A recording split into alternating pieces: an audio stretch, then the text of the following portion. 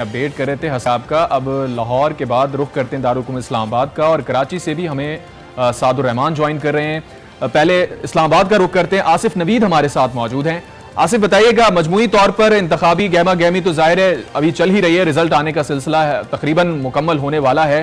कितने रिजल्ट्स बाकी हैं और क्या रिपोर्ट करेंगे आप अभी? देखिए, कौमी असम्बली के अब तक के जो नताइज मौसूल हुए हैं उस वक्त उसके मुताबिक 241 जो गैर सरकारी नताइज हैं वो इस वक्त मौसूल हो चुके हैं। उसके साथ साथ अगर हम बात करें जिसमें से 98 जो नशस्तें हैं वो आज़ाद उम्मीदवारों ने हासिल की हैं।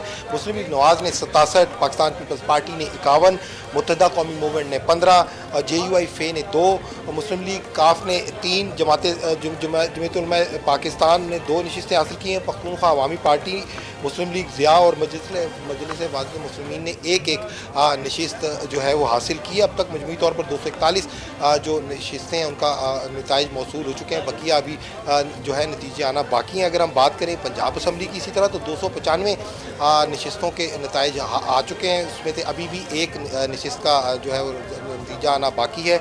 सिंध असम्बली के 128 नताइज मौसूल हो चुके हैं। 2 नशिस्तों पर अभी भी जो है इंतज़ार है। उसके साथ साथ अगर हम बात करें KP के असम्बली की तो KP के असम्बली के 110 जो है नताइज जो है सूबाई असम्बली के मौसूल हो चुके हैं। सिर्फ 3 जो है वो जो नतीजे हैं वो आना बाकी हैं। इसी तरह बलूचिस्तान असम्बली के जो है 8 नतीजे आना बाकी हैं और अब तक मजमूई तौर पर बलूचिस्तान के 48 नशिस्तों के नताइज जो है वो इलेक्शन कमीशन को मौसूल हो चुके हैं। जूँ ये सिलसिला आगे बढ़ेगा, बिल्कुल अब तो थोड़े बहुत सारे सूबाई असम्बलियों के तो बहुत थोड़े रह गए। बलूचिस्तान के सिर्फ उसमें सब तादाद सबसे ज़्यादा है, जबकि कौमी असम्बली के जो अभी तक हैं 24 जो नतीजे हैं वो आना बाकी हैं। इंतज़ार जो है किया जा रहा है और तब तक तकरीबन जो इलेक्शन का जो वक्त ख़त्म हुए हुए तकरीबन 30 घंटे से ज़ायद का वक्त गुजर चुका है और मज़ीद ठीक है। आसिफ, आप हमारे साथ ही मौजूद रहिए। अब रुख करेंगे कराची का, सादुर रहमान भी हमारे साथ मौजूद हैं।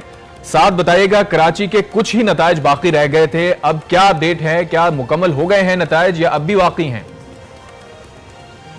बिल्कुल, मैं सूबाई इलेक्शन ऑफिस में इस वक्त मौजूद हूँ और नताइज की बात की जाए तो कौमी असम्बली की जो है 22 नशस्तों में से जो है 20 नशस्तों का इस वक्त जो है नतीजा सामने आ गया है, जिसमें MKM पाकिस्तान ने जो है वो 13 नशस्तें हासिल की हैं, जबकि पीपल्स पार्टी ने जो है वो 7 नशस्तें हासिल की हैं। इसी तरीके से अगर सूबाई असम्बली की बात की जाए तो 47 में से 45 नशस्तों का जो है वो इस वक्त नतीजा गैर हतमी नतीजा जो है वो सामने आ गया है, जिसमें से MQM जो है वो भारी अक्सरियत से जो है 23 नशस्तें हासिल कर सकी है, जबकि पीपल्स पार्टी ने जो है वो 10 नशिस्तें हासिल की हैं। इसी तरीके से आज़ाद उम्मीदवार जो हैं वो भी 10 नशिस्तें हासिल कर पाए हैं और जमात इस्लामी जो है उसने 2 नशिस्तें हासिल की हैं। इस वक्त जो है सूबाई असम्बली में जो है 2 PS जो हैं, PS 116 और PS 119, इसके जो है वो नताइज अब तक सामने नहीं आए, जबकि PS 116 पे जो है इलेक्शन कमीशन की जानिब से उसके नताइज को रोक दिया गया है और उस PS 119 में जो है जो उम्मीदवार थे उनको तलब भी किया गया। दूसरी जानिब जो है कौमी असम्बली की अगर बात की जाए तो हल्का NH 245 और हल्का NH 246 जो हैं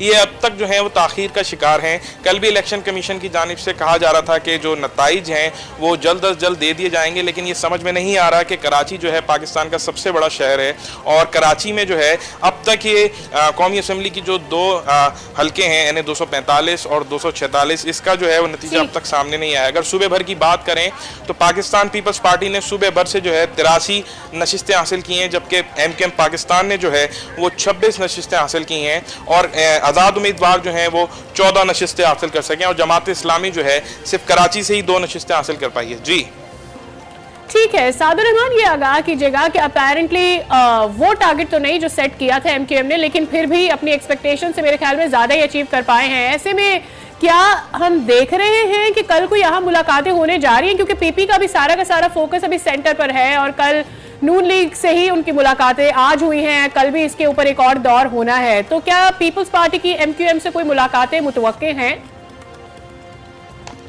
बिल्कुल, अगर देखा जाए 2018 के आम इंतखाबात से अगर हम कंपैरिजन करें तो इस दफ़ा के आम इंतखाबात 2024 में जो है MKM ने कम बैक किया है और जहाँ तक ये बात है तो अभी ज़राए के मुताबिक ये भी बात सामने आई है कि शहबाज शरीफ की जानिब से जो है वो खालिद मकबूल सिद्दीकी से जो है टेलीफोनिक रब्ता भी किया गया है, जिस पे उन्होंने उनको शुक्रिया भी अदा किया और साथ साथ जो है मुबारकबाद भी दी इस कमबैक की। और साथ खालिद मकबूल सिद्दीकी की जानिब से उनको ये कहा गया कि हम जो है जब तक इलेक्शन कमीशन की जानिब से जो सरकारी नताइज हैं जब वो सामने आ जाएंगे उसके बाद जो है वो आपसे मुलाकात भी करेंगे।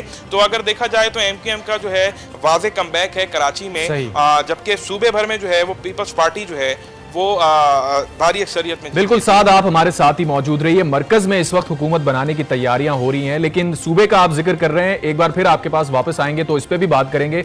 अभी हम रुख कर रहे हैं इस्लामाबाद का। आसिफ नवीद हमारे साथ मौजूद हैं। आसिफ, क्या सूरत हाल बनती हुई नजर आ रही है?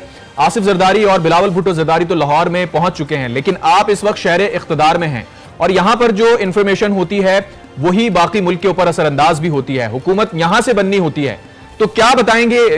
वजीर आजम की नॉमिनेशन के लिए मुख्तलिफ नाम सामने आ रहे थे विद इन PMLN, तो अभी क्या इत्तलात हैं? क्या प्राइम मिनिस्टर जो बनेंगे वो मियां मोहम्मद नवाज शरीफ ही बनेंगे या अपने छोटे भाई को मौका देंगे? देखिए, अब ये सियासी तौर पर देखना होगा कि जो मुलाकात हुई आज लाहौर के अंदर उसमें जो है वो तजावीज़ यकीनन आई होंगी और दोनों जानिब से अपनी पेशकश भी दी गई होगी, क्योंकि देखें फार्मूला तो तय होगा, उस फार्मूले के तहत ही हुकूमत बनेगी, खा वो मुस्लिम लीग नून पीपल पार्टी आ रही है कि शायद मियां मोहम्मद नवाज शरीफ का शहबाज शरीफ का नाम जो है वो पीपल पार्टी जो है शायद उस पर इत्तफाक कर सकती है, लेकिन ये कुछ ले दो की बुनियाद पर होगा। अब ये सारी मुलाकातों का जो महवर है वो सुबह जो जरदारी साहब ने इधर इस्लामाबाद के अंदर आज़ाद उम्मीदवारों को जो है मदऊ किया हुआ है नाश्ते पर, उसमें से फैसला होगा। अगर पाकिस्तान पीपल पार्टी अपने हदफ तो पहुंच जाती है तो यकीनन अगर वो सीटें अपनी बढ़ा लेती है तो फिर जो है पाकिस्तान पीपल पार्टी का जो उम्मीदवार नुमाइंदा है वो यकीनन पाकिस्तान जो है प्राइम मिनिस्टर की दौड़ में आएगा। लेकिन अभी ये सारा जो जितना भी ये सारा सिलसिला है वो आज़ाद उम्मीदवारों के गिर्द घूम रहा है, क्योंकि देखें हुकूमत जो है बनाएगी दोनों जमातों में से। अभी देखें अभी इस वक्त जो पार्टी पोजीशन है इस वक्त तक तो पाकिस्तान मुस्लिम लीग नून जो है वो बज़ाहिर जो पार्टी पोजीशन के लिहाज से तो पहले नंबर पर है, दूसरे नंबर पर उनके मद्दे मुकाबिल जो है पाकिस्तान पीपल पार्टी है। लेकिन अभी तक जो हमारी इत्तलात है कि सबसे ज्यादा जो रवाबित आज़ाद उम्मीदवारों से किए गए हैं पाकिस्तान पीपल पार्टी की जानिब से, उनके जो सरबराह है आसिफ अली जरदारी उन्हीं की जानिब से किए गए हैं और सबसे पहले ही उन्होंने ही जो है वो तमाम आज़ाद उम्मीदवारों को मदऊ किया है सुबह नाश्ते पर। जो हमारी इत्तलात है जरदारी हाउस इस्लामाबाद में, तो वहाँ पर यकीनन अगर उनको हमारी हासिल हो जाती है, बाकी जमातों को दावत दी है मुलाकातों की और शहबाज शरीफ और इसहाकदार से भी कहा है कि मुलाकातों का सिलसिला जारी होना चाहिए। ऐसी कोई इत्तलात है? किसी मुलाकात के हवाले से कोई अपडेट? देखिए, मुलाकातें अब शुरू हुई हैं। मुलाकातों का आगाज जिस तरह के लाहौर से तो हो गया है, बाकी जिस तरह के इससे पहले हमारी इत्तलात आ रही थी कि MQM ने भी पेशकश की है कि वो भी इस सारे हिस्से जो हिस्सा है उसमें बनना चाहते हैं और मुलाकातें और अपना जो है सियासी मुफाहमत को आगे बढ़ाना चाहते हैं। तो देखिए, अब अगर हुकूमत बनानी है तो तमाम जमातों को मिल बैठ के मुशावरत से ये सिलसिला आगे बढ़ाना होगा, क्योंकि इंडिविजुअल तो इस वक्त कोई भी पार्टी पोजीशन में नहीं है कि वो अपनी हुकूमत बना सके या अपना वज़ीर आज़म सामने ला सके। तो अगर वज़ीर आज़म जो भी लाएगा, यकीनन जिस तरह के मियां नवाज शरीफ ने भी अपने तकरीर में कहा कि सारी जमातें मिलकर जो है वो हुकूमत बनाएंगी, तो अब इस वक्त देखें जो बात है वो ज्यादा तादाद में अपनी अददी हैसियत हासिल करने में, अगर देखें दोनों जमातों का इस वक्त फोकस जो है ना वो आज़ाद उम्मीदवार है या दीगर जो जमातें उनके साथ, लेकिन आज़ाद उम्मीदवारों में तो अब किस हद तक जो है कामयाब आज़ाद उम्मीदवारों से किस हद तक कामयाबी मिलेगी ये जाहिर है कल की मीटिंग के बाद और कल के नाश्ते के बाद पता चलेगा। साबिक सदर ने बुलाया है आज़ाद उम्मीदवारों को। आसिफ, आप हमारे साथ मौजूद रहे। एक बार फिर रुख करेंगे कराची का। साद हमारे साथ मौजूद हैं। साद, जिस तरह हम पहले जिक्र कर रहे थे कि मरकज में तो जाहिर जोड़ तोड़ की कोशिशें शुरू हो गई हैं, लेकिन पीपल्स पार्टी को सिंध में सादा अक्सरियत मिली है हुकूमत बनाने के लिए, तो क्या इस बार चीफ मिनिस्टर सिंध का नाम भी वही है जो पिछले चीफ मिनिस्टर रहे हैं, यानी हम मुराद अली शाह की बात कर रहे हैं, या कोई नया नाम भी सामने आ रहा है? जी बिल्कुल, ये बात जो है वो कही जा सकती है कि पीपल्स पार्टी की जानिब से जो है सूबे भर में जो है वो पीपल्स पार्टी ने भारी अक्सरियत में जो है नशिस्तें हासिल की हैं और ये अभी कबल इस वक्त कहना होगा, लेकिन जो है टेलीफोनिक राब्ते का सिलसिला शुरू हो गया है।